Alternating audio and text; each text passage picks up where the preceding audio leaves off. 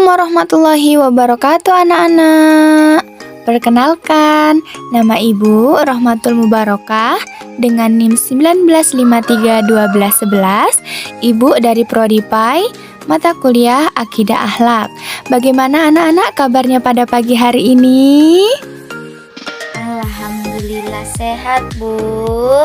Masya Allah, Alhamdulillah kita telah diberikan kesehatan kepada Allah Subhanahu wa Ta'ala dan telah diberikan kesempatan untuk memulai pembelajaran pada pagi hari ini ya anak-anak.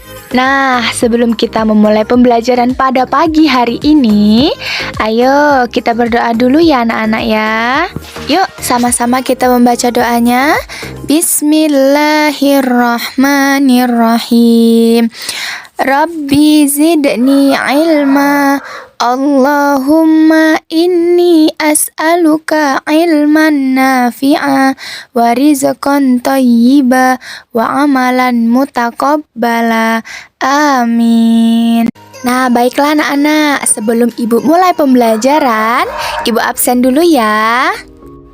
Iya, Bu. Baik, Yunita, Hadir, Bu. Rita, Hadirah, Bu. Susi, Hadir, Bu. Tias. Hadir, Bu. Masya Allah, tabarakallah, semuanya hadir ya anak-anak ya. Nah, sebelum kita masuk ke judul baru, ada yang masih ingat tidak pembelajaran minggu kemarin? Tentang akhlak mulia, Bu.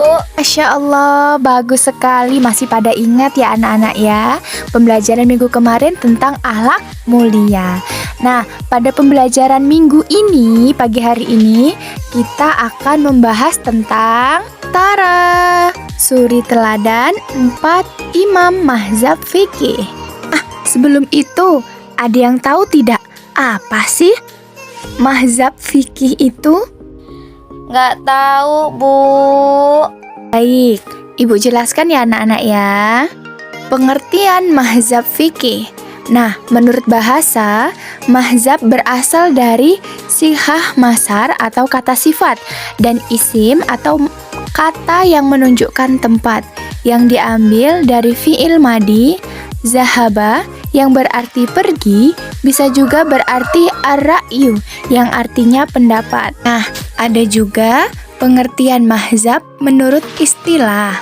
Nah, diantaranya yaitu menurut Said Rahmadani Al-Bakhti, mazhab adalah jalan pikiran atau faham atau juga pendapat yang ditempuh oleh seorang mujahid dalam menetapkan suatu hukum Islam dari Al-Quran dan hadis. Jelas anak-anak?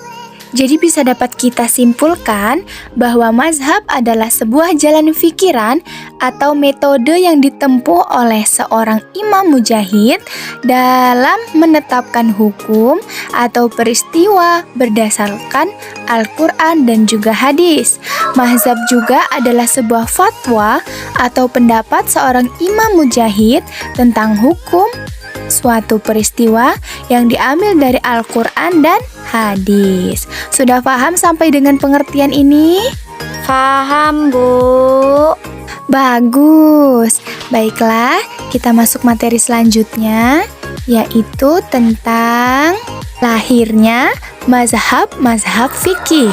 Nah, anak-anak, perlu kita ketahui, lahirnya mazhab ini dikarenakan adanya sebuah perbedaan pendapat para ulama dalam menetapkan sebuah hukum yang belum tentu ada nasnya di dalam Al-Quran dan juga hadis.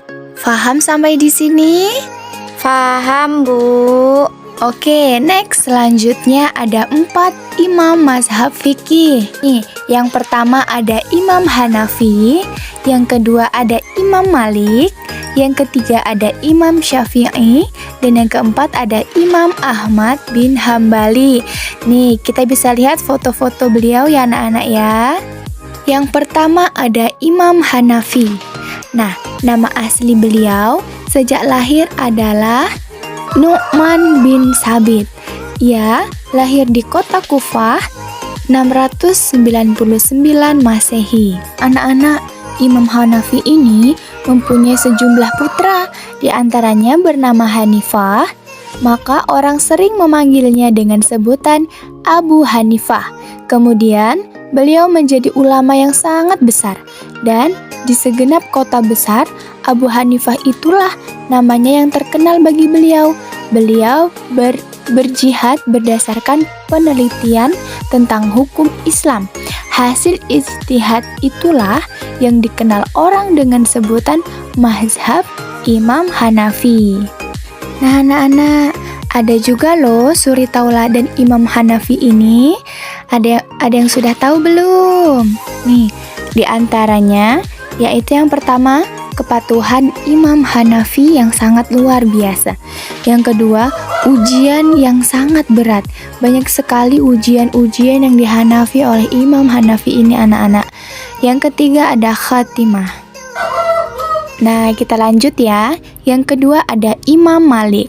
Nah, berbeda dengan Imam Abu Hanifah tadi, Imam Malik ini adalah orang Arab asli.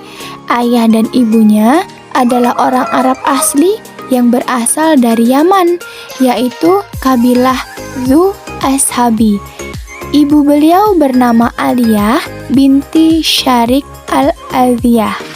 Imam An-Nawawi mengatakan bahwa Imam Malik belajar dari 900 ulama. Wow, banyak sekali anak-anak ya. 300 dari kalangan tabi'in, sedangkan 600 lagi dari kalangan tabi'in yang beliau pilih dan diridhoi agamanya. Di antaranya, guru beliau adalah Nafi, Az-Zuhri, Ayyub, Asy-Syafi'i, dan lain-lain. Dari ulama negeri Madinah, beliau jarang meriwayatkan ilmu dari ulama negeri lain. Next, selanjutnya ada Imam Syafi'i. Nah, Imam Syafi'i ini bernama Abu Abdullah Muhammad bin Idris bin Al-Abbas bin Utsman bin Syafi'i bin As-Sa'ib bin Ubaid bin Abdu Yazid bin Hashim bin Al-Muttalib bin Abdu Manaf bin Kushai Al-Quraisy Al-Mutalabi Asy Syafi'i Al-Hijazi Al-Maliki. Nah, beliau ini terhitung masih keluarga besar Rasulullah Shallallahu Alaihi Wasallam yang keturunannya bertemu pada Abu Manaf. Nah, banyak sekali loh ada anak-anak buku karangan Imam Syafi'i ini. Di antaranya ada Ar-Risalah Al-Qadimah atau Kitab Al-Hujjah. Yang kedua ada Ar-Risalah Al-Jadidah. Dan yang ketiga ada Ikhtilaf Al-Hadis. Nah, ini baru contoh beberapa. Banyak sekali yang belum ibu sebutkan. Next, yang keempat ada Imam Ahmad bin Hambali. Nah, Imam Ahmad bin Hambal ini dikenal sebagai pemuda yang sangat cerdas dan juga gigih dalam menuntut ilmu.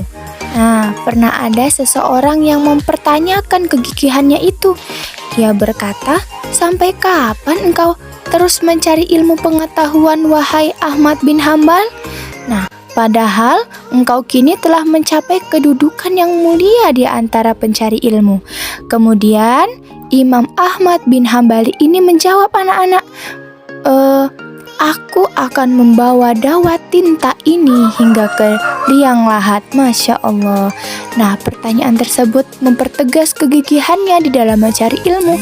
Artinya, ia tidak akan berhenti mencari ilmu hingga ajal menemuinya. Nah, kalau bisa, kita juga bisa menjadi Imam Ahmad bin Hambali ini yang kegigihannya dalam mencari ilmu itu sangat besar. Baik anak-anak, dari keempat imam mazhab fikih ini banyak sekali suri tauladan yang harus kita contoh. Nah, ibu harapkan anak-anak sekalian bisa mengambil pelajaran yang terbaik untuk bisa diterapkan di kehidupan sehari-hari ya. Nah, sepertinya kita sudah habis jam nih anak-anak. Sampai di sini ada yang ingin ditanyakan? Apakah sudah paham semua anak-anak? Paham, Bu. Masya Allah, Alhamdulillah. Baiklah anak-anak, cukup sekian pembelajaran kita pada pagi hari ini. Ibu harapkan di rumah dipelajari lagi anak-anak ya. Minggu depan kita masuk materi baru. Faham? Bu. Baiklah, kita tutup pembelajaran kita pada pagi hari ini. Ibu akhiri. Wassalamualaikum warahmatullahi wabarakatuh. Waalaikumsalam warahmatullahi wabarakatuh.